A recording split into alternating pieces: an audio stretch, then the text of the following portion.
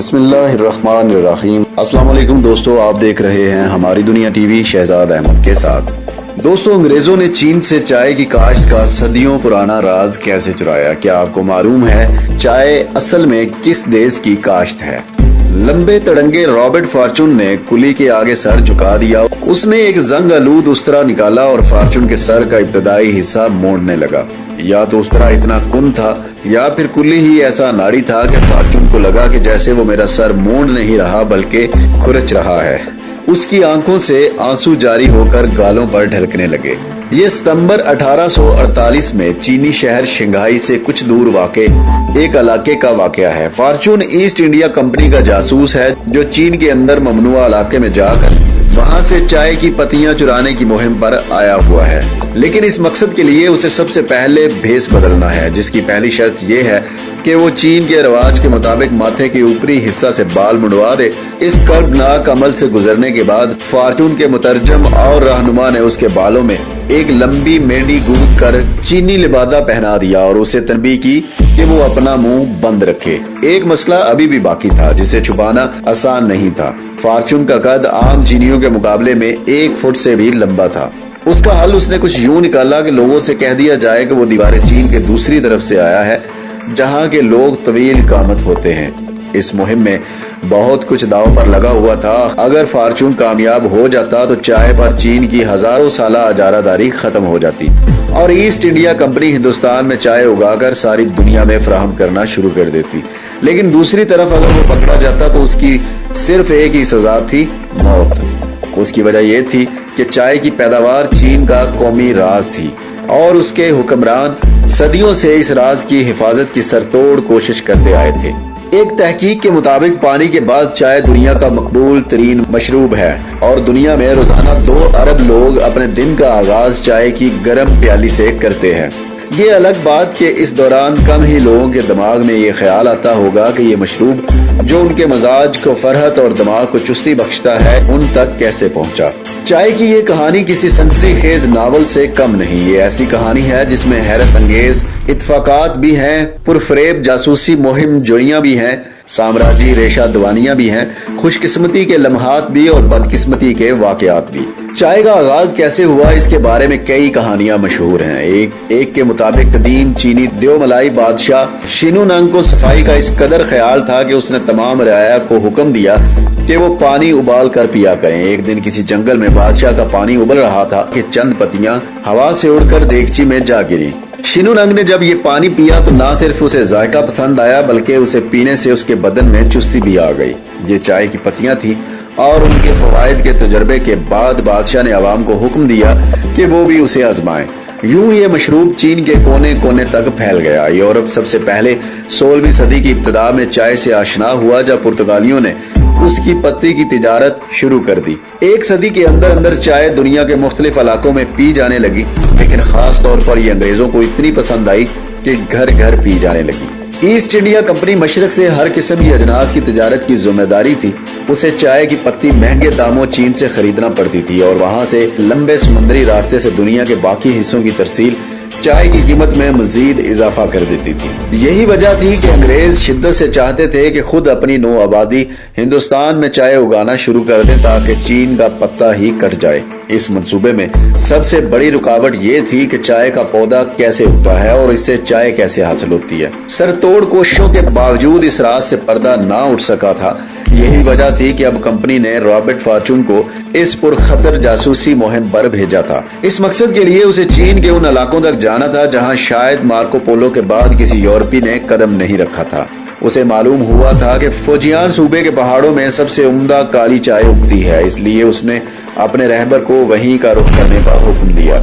Sir मुड़वाने, बालों में नकली मेंढी गूंदने और चीनी ताजरों जैसा रूप धारने के अलावा फॉर्चून ने अपना एक चीनी नाम भी रख लिया, सिंह हुआ यानी शोख फूल। ईस्ट इंडिया कंपनी ने उसे खास तौर पर हदायत दे रखी थी कि बेहतरीन चाय के पौधे और बीज हिंदुस्तान मुंतकिल करने के अलावा आप पर यह फर्ज आयद होता है कि आप इस पौधे की काश्त और चाय की पत्ती की तैयारी के बारे में हर मुमकिन मालूमात हासिल करके लाएं ताकि उन्हें बरूए कार लाकर हिंदुस्तान में चाय की नर्सरियां कायम करने में हर मुमकिन मदद मिल सके।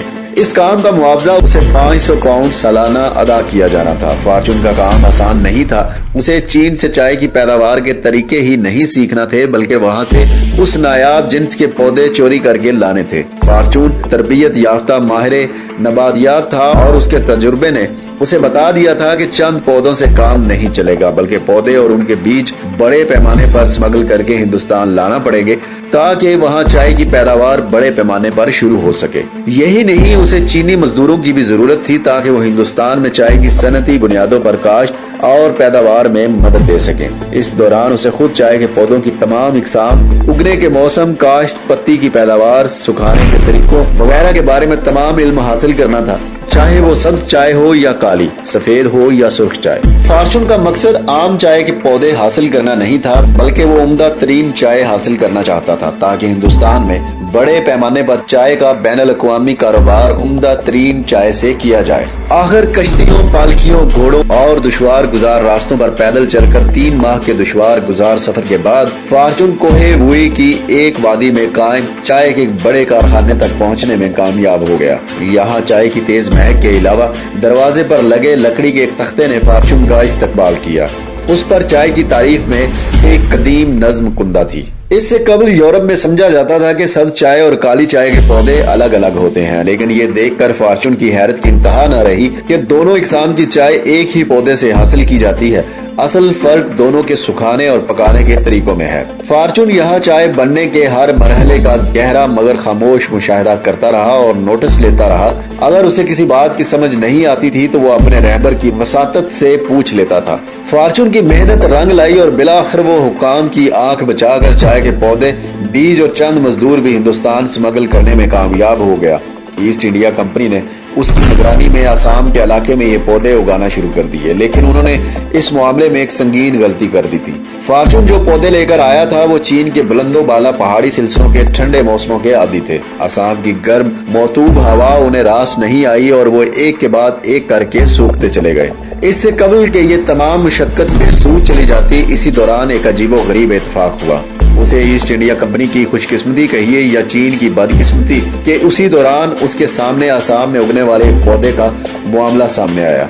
उस पौधे को एक स्कॉटिश सियाह रॉबर्ट ब्रोस ने 1823 में दरियाफ्त किया था। चाय से मिलता जुलता मुकामी पौधा आसाम के पहाड़ी इलाकों में जंगली झाड़ी की हैसियत से उगता था, ताहम ज्यादातर माहिरीन के मुताबिक इससे बनने वाला मशरूब चाय से कम तर था। फॉर्चून के पौधों की नाकामी के बाद कंपनी ने अपनी तवज्जो आसाम के उस पौधे पर मरकूज कर दी। फॉर्चून ने जब इस पर तहकीक की तो मालूम हुआ कि ये चीनी चाय के पौधे से बेहद करीब है, बल्कि उनकी नस्ल एक ही है। चीन से स्मगल शुदा चाय की पैदावार और पत्ती की तैयारी की टेक्नोलॉजी और तरबियत याफ्ता कारकुन बेहद कारआमद साबित हुए। जब उन तरीकों के मुताबिक पत्ती तैयार की गई तो तजुर्बात के दौरान लोगों ने उसे खासा पसंद करना शुरू कर दिया और यूं कारपोरेट दुनिया की तारीख में इंटेलेक्चुअल प्रॉपर्टी की सबसे बड़ी चोरी नाकाम होते होते भी कामयाब हो गई। देसी चाय की कामयाबी के बाद कंपनी ने आसाम का बड़ा इलाका उस हिंदुस्तानी पौधे की काश्त के लिए मुख्तस करके उसकी तिजारत का आगाज कर दिया और एक अशरे के अंदर यहाँ की पैदावार ने चीन को मिकदार, मयार और कीमत तीनों मामलात में पीछे छोड़ दिया। बरामद में कमी के बायस चीन की चाय के बागात खुश्क होने लगे और वो मुल्क जो चाय के लिए मशहूर था एक कोने में सिमट कर रह गया। असल चाय की बजाय अंग्रेजों ने चाय बनाने में एक बिद्दत मुतारफ करवा दी। चीनी तो हजारों बरस से खौलते पानी में पत्ती डालकर पिया करते थे, अंग्रेजों ने इस मशरूब में पहले चीनी और बाद में दूध डालना शुरू कर दिया।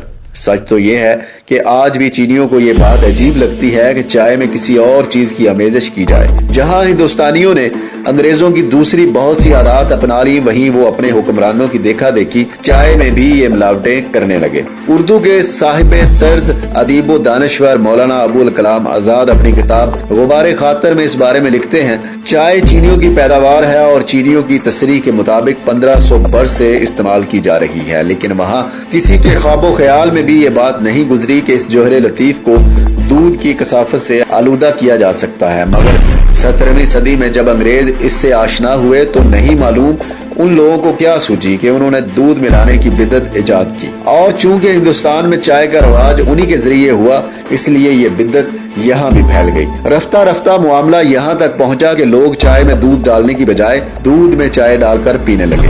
लोग चाय की जगह एक तरह का सियाल हलवा बनाते हैं, खाने की जगह पीते हैं और खुश होते हैं कि हमने चाय पी ली। इन नादानों से कौन कहे। चाय की कहानी में हिंदुस्तान के अहम किरदार का एक सबूत इंडिया के साबिक वजीर आजम राजीव गांधी ने 1985 में अमेरिका के दौरे के दौरान पेश किया, जब उन्होंने कांग्रेस के मुश्तरका इजलास से खिताब करते हुए कहा कि इंडिया में पैदा होने वाली चाय ने अमरीकियों की बरतानिया से आजादी के जज्बे को हवा दी थी। उनका इशारा 1773 की तरफ था, जब ईस्ट इंडिया कंपनी अमेरिका में चाय फरोख्त करती थी लेकिन टैक्स अदा नहीं करती थी। आखिर तंग आकर एक दिन कुछ अमरीकियों ने बोस्टन के साहिल पर खड़े बहरी जहाज पर चढ़कर कंपनी की मलकीती चाय की पेटियां समंदर में फेंक दी। बरतानवी हुकूमत ने इसका जवाब आहनी हाथों से दिया, जिससे अमरीकी नौआबादी में वो बेचैनी फैली कि बिल आखिर 3 साल बाद अमरीकी आजादी पर इख्तिताम पजीर हुई। ताहम जैसे कि ऊपर बयान किया, कहानी से वाज़ेह हो गया होगा राजीव गांधी को गलत फहमी हुई थी। हिंदुस्तानियों ने चाय उगाना नहीं शुरू की थी और ईस्ट इंडिया कंपनी चीन से बराह रास्त चाय खरीदती थी। उम्मीद है दोस्तों आपको ये मालूमाती वीडियो पसंद आई होगी।